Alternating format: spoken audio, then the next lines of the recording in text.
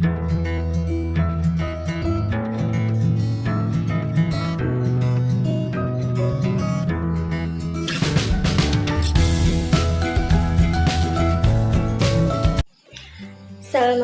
warahmatullahi wabarakatuh. Halo semua, perkenalkan nama saya Alfiatur Rahmania. Saya mahasiswi dari Politeknik Negeri Semarang dari jurusan Akuntansi, Program Studi Perbankan Syariah.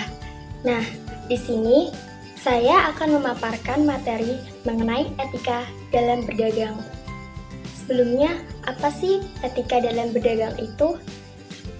Etika dalam berdagang merupakan cara untuk melakukan kegiatan bisnis yang mencakup seluruh aspek yang berkaitan dengan individu, perusahaan, maupun masyarakat. Nah, etika dalam berdagang ini selain mengatur tata cara melakukan perdagangan yang baik, juga menjamin baik pedagang maupun pembeli masing-masing akan saling mendapatkan keuntungan serta terhindar dari kerugian. Berikut 9 di antaranya etika dalam berdagang menurut Islam yang perlu dipahami agar dagangan yang dijual laris dan berkah. Yang pertama yaitu dari segi barang yang diperjualkan, barang yang dijual adalah barang yang halal dan memiliki kualitas baik. Etika berdagang yang pertama itu berkaitan dengan barang yang dijual. Tentu saja, barang yang dijual harus barang yang halal dan memiliki kualitas yang baik. Penjual barang-barang haram selain tidak akan berkah hasil jualannya, tentu saja akan berdosa. Untuk itu, jualah barang-barang yang halal agar rezeki yang diperoleh menjadi berkah.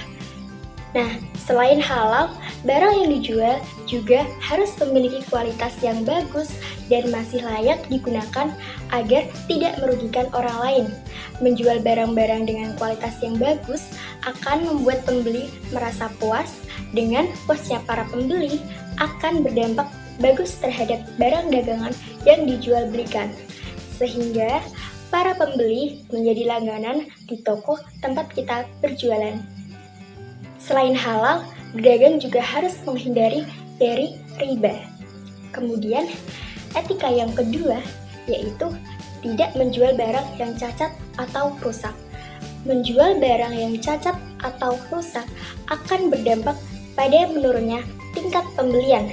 Selain itu, menjual barang yang cacat atau rusak juga tidak dianjurkan dalam agama Islam karena merugikan para pembelinya. Apabila menjual barang yang mengalami sedikit kerusakan, sebaiknya nih dijelaskan kerusakan seperti apa dan seberapa parah kerusakannya agar pembeli tidak kecewa.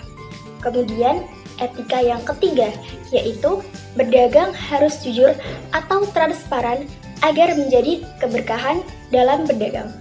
Sikap jujur dan transparan dalam berdagang penting untuk dilakukan, seperti misalnya jujur dan transparan dengan hasil timbangan agar para pembeli merasa puas dan yakin dengan berat barang yang mereka beli atau yang kita jual. Sebagaimana telah dijelaskan dalam Al-Quran Surat Asy-Syura ayat 181-183 yang artinya, sempurnakanlah takaran dan janganlah kamu termasuk orang-orang yang merugikan, dan timbanglah dengan timbangan yang lurus, dan janganlah kamu merugikan manusia pada hak-haknya, dan janganlah kamu merajalela di muka bumi dengan membuat kerusakan. Nah, jujur itu memang terlihat sepele dan gampang untuk dilakukan, tetapi itu justru pada saat itulah iman seseorang akan diuji melalui sifat jujur saat berdagang. Untuk itulah sifat jujur perlu diterapkan dalam berdagang agar menjadi keberkahan. Kemudian, etika yang keempat yaitu tidak memberikan janji atau sumpah palsu dalam berdagang. Sebagai orang muslim, sebaiknya jangan mudah untuk mengatakan atau mengobrol sumpah dan janji, karena akan mendatangkan kerugian pada diri kita sendiri berupa dosa apabila melanggar janji dan sumpah palsu yang diucapkan. Mungkin sering kita dengar pada saat kita berada di pasar, ada pedagang yang dengan mudah mengatakan sumpah ini barangnya berkualitas bagus atau ini barangnya paling murah. Nah, hal-hal seperti itulah yang sebaiknya dihindari dalam berdagang agar menjadi berkah. Karena sumpah dan janji akan menjadi tanggung jawab kita semuanya sampai di akhirat kelak. Kemudian nih, etika yang kelima yaitu murah hati pada pembeli. Salah satu trik dalam berdagang atau berbisnis adalah memberikan pelayanan yang terbaik untuk para pembelinya. Dengan pelayanan yang terbaik, pembeli akan merasa nyaman dan puas dalam berbelanja. Salah satu pelayanan yang mudah diberikan akan sifat atau sikap dalam melayani para pembelinya. Melayani pembeli dengan sifat yang murah hati akan membuat mereka merasa dihargai sebagai konsumen, seperti misalnya dengan kita tersenyum atau seolah-olah memperlakukan pembeli seperti raja. Mereka akan merasa lebih senang. Untuk itu, bersikap baiklah kepada para pembeli agar barang dagangan menjadi laris dan tentunya berkah.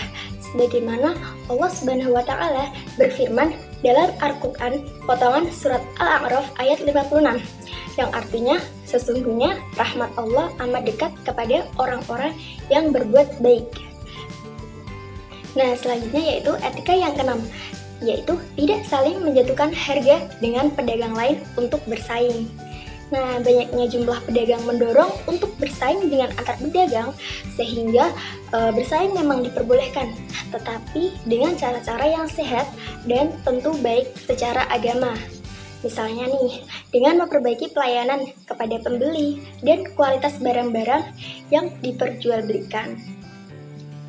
Kemudian, cara bersaing dengan menjatuhkan harga dengan pedagang lainnya tentu saja tidak dibenarkan, karena dapat mematikan usaha pedagang lainnya. Dan bersainglah dengan cara yang sehat dalam berdagang. Kemudian, etika berdagang yang ketujuh, yaitu ada adil dalam berdagang. Etika dalam berdagang selanjutnya adalah adil, seperti misalnya adil dalam melayani pembeli. Kemudian tidak membeda-bedakan antara pembeli satu dan pembeli yang lainnya. Sifat adil dengan pembeli juga merupakan salah satu bentuk pelayanan kepada pembeli agar pembeli merasa senang dan dihargai. Kemudian etika yang ke-8 yaitu mencatat utang piutang dalam berdagang. Sebenarnya manusia itu memiliki sifat pelupa. Untuk itu sebaiknya pedagang ataupun pembeli mencatat hutang piutang dalam jual beli. Mencatat hutang piutang juga bisa menjadi solusi saat terjadi kesalahpahaman di antara dua belah pihak untuk menghindari tuduhan yang tidak benar. Kemudian etika yang terakhir, yang ke-9 yaitu mengeluarkan hak orang lain atau berzakat. Setiap harta atau rezeki yang kita miliki terdapat haknya orang lain yang harus kita berikan atau disebut dengan zakat perdagangan. Zakat yang dikeluarkan akan membawa keberkahan dan bisa menambah rezeki yang kita dapat. Zakat yang dikeluarkan tidak akan mengurangi harta yang kita miliki, tapi zakat akan menjadi amal baik yang bernilai pahala untuk bekal di akhirat kelak. Nah, itulah 9 di antaranya etika dalam berdagang menurut Islam yang perlu dipahami agar rezeki dari hasil berdagang kita menjadi berkah dan dagangan menjadi laris. Jujur dan memberikan pelayanan terbaik untuk para pembeli menjadi kunci penting dalam berdagang, selain dari kualitas barang yang diperjualbelikan. Nah, itulah yang bisa saya sampaikan dari materi etika dalam berdagang ini. Jika ada kesalahan kata ataupun perbuatan, mohon dimaafkan. Wassalamualaikum warahmatullahi wabarakatuh. Bye-bye.